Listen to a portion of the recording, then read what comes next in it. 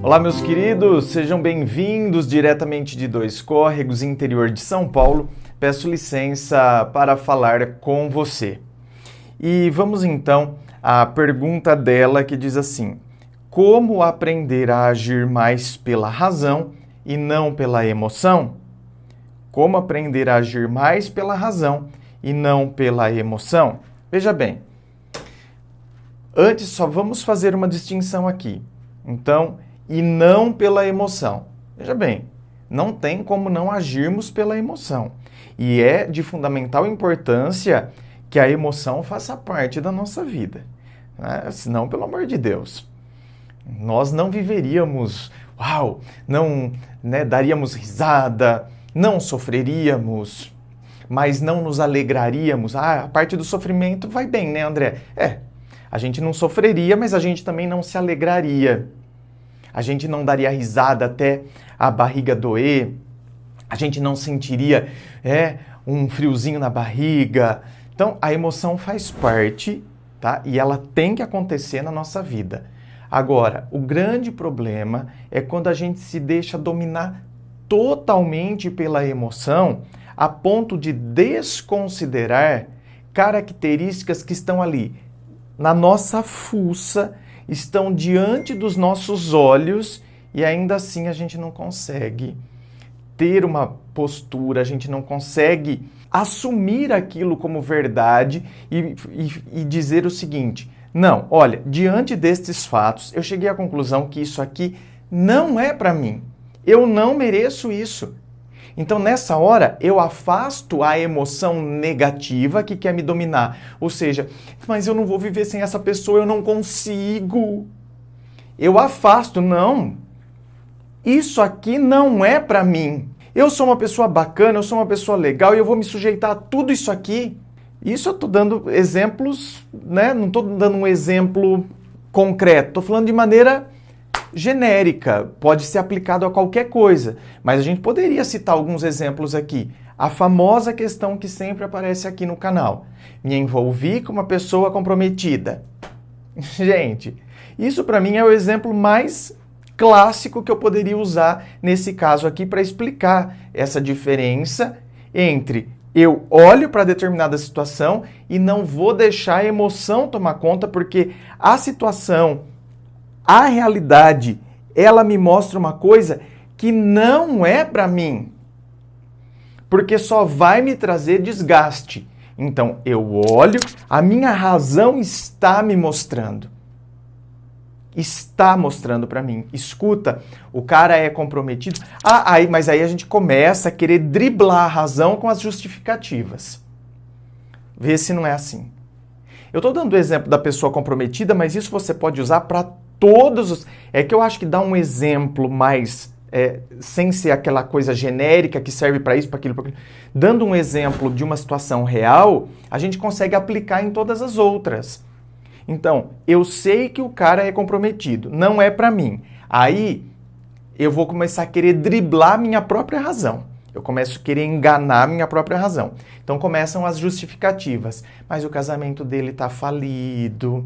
Ele falou pra mim que já nem dorme mais com a esposa. E bem, aí começam todas as justificativas. Bom, se tem todos esses fatores aqui que eu tô percebendo então que o casamento dele já não existe, ok, o casamento dele já não existe, mas por que ele continua junto então?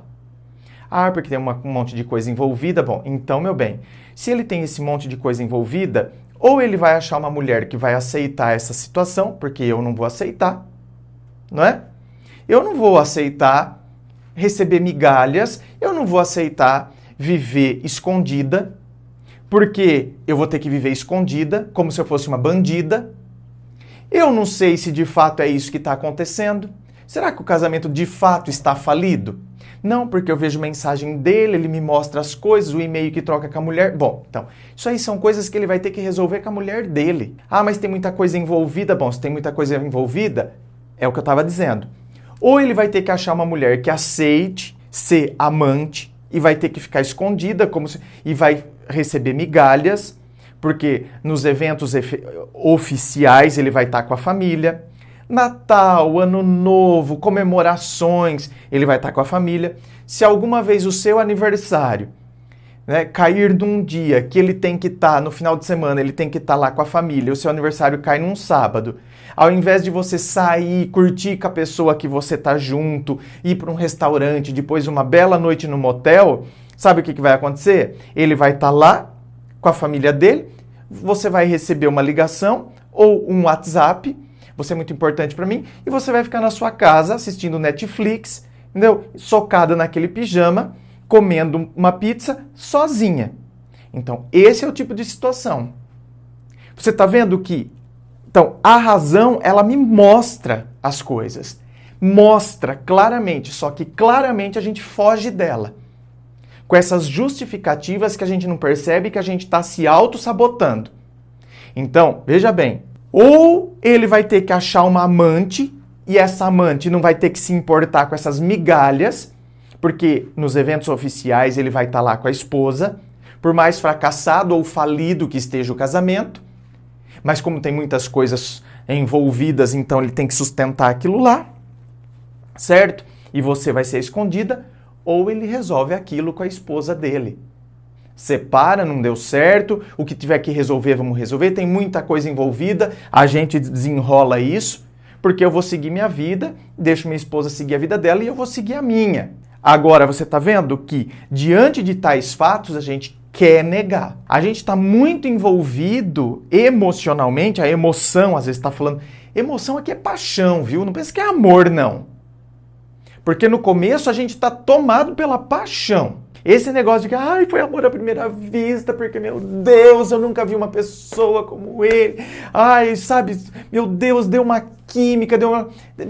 Bem, deu tesão. Tesão. A pele juntou com a outra, sabe? É igual perfume. Às vezes você sente o perfume na sua pele não fica legal. Não é verdade? Então, às vezes você vê alguém, acha bonito, tal, mas na hora que você se enrola com a pessoa, você fala, ih, não é nada daquilo que eu pensava. Ai, que... E outros, né? Você de repente viu, gostou, mas não dava nada, só que a hora que a coisa, né? A hora que a coisa deu aquela juntadinha ali, bem, você percebe que a pessoa combina com a sua pele, que não sei o que. Então, aí vem o fogo da paixão. Aí é a hora que vem o vulcão entra em erupção. E é nessa hora que a gente não enxerga as coisas que estão ali, diante de nós. E a gente fica buscando justificativas. Tem muitas coisas na pessoa que, em outro relacionamento, por exemplo, você já viveu situações assim e aquilo te desgastou demais. Agora você está vendo que essa pessoa tem exatamente as mesmas características daquela outra pessoa que te desgastou demais, tem até mais características do que aquela outra pessoa, só que agora por causa do fogo da paixão você fala, imagina, mas vai dar tudo certo, né? E nossa, isso vai ser fantástico, porque vai dar merda. Vai dar merda. A hora que o fogo da paixão passar, você vai começar a ficar incomodado com aquela característica que já estava ali desde o início, e agora você começa a cobrar da pessoa, sendo que antes você não cobrava isso. André, tá, dou um exemplo melhor, porque como eu atendo tantas histórias, os exemplos vêm caindo na minha cabeça assim. Vamos supor, um cara que começa a pagar tudo para a namorada, certo? O relacionamento anterior dele, ele pagava algumas coisas para a namorada, dividiam outras coisas, mas ele pagava uma grande parte das coisas para a namorada dele, por exemplo.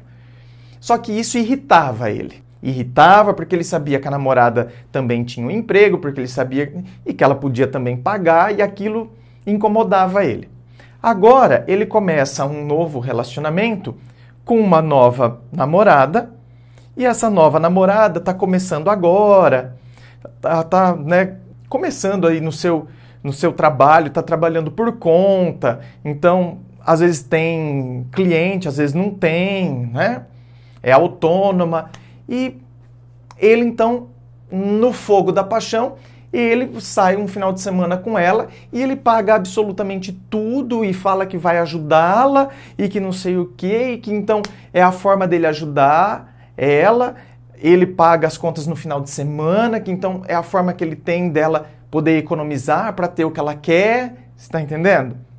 Isso, no começo do namoro, ele acha que então ele vai fazer tudo isso.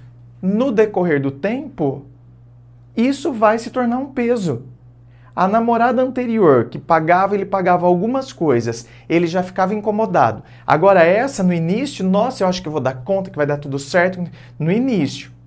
Depois isso aí se torna, sabe, muito pesado, vai começar a me incomodar. Mas esses fatores estavam ali. Racionalmente estava diante de mim. Racionalmente, eu sei que esse é um fator que pesa para mim. Eu sei que esse é um fator que me incomoda. Eu sei que esse é um fator que me irrita. Então, a gente às vezes desconsidera. Então, não posso eliminar a emoção da minha vida, porque seria péssimo se assim eu fizesse. Mas eu posso encaixar a emoção num padrão aceitável. Ao invés de deixar que ela, então, exploda desse jeito e tome conta de toda a minha vida, e aí eu esqueça o que racionalmente está ali diante de mim para viver outras coisas, para viver como se então fosse... A gente vive de maneira imprudente. Às vezes nós somos tão sensatos, prudentes com os nossos negócios, não é verdade? Você sempre tem ali muita sabedoria para fazer os seus negócios, para perceber se é um bom negócio, se não é. Às vezes somos muito sensatos, prudentes no nosso ambiente de trabalho, a maneira como a gente lida com os nossos colegas, a maneira como a gente fala com o nosso chefe ou com os nossos subordinados. Então, você é muito prudente, muito sensato, mas às vezes, emocionalmente, você é uma pessoa totalmente negligente. Você é uma pessoa despreparada para lidar com as emoções. Então você está vendo? Sensatez e prudência a gente tem que ter no ambiente de trabalho, com as pessoas à nossa volta, com os nossos negócios profissionais, né? Os negócios que a gente vai fazer e também com as nossas emoções. Entender o que é sensatez. Então não é abandonar as emoções, é simplesmente regulá-las a partir do que a realidade tem me mostrado. A realidade, ela desponta diante dos meus olhos e ela mostra algo. E a gente não quer enxergar os sinais que são claros e evidentes. Por isso que depois a gente sofre. Inscreva-se, fico aqui aguardando a sua inscrição. Se você curtiu, dá o seu joinha, compartilhe com seus amigos. Lembrando a você que aqui na descrição do vídeo tem todas as informações sobre gravação privada, meu site, meus livros, treinamento emocional. Tá tudo aqui na descrição do vídeo. Me siga no Instagram, coloco muita coisa lá. É só você digitar André Massolini e você já vai me encontrar. Muito obrigado, beijo no coração e, é claro, um forte abraço.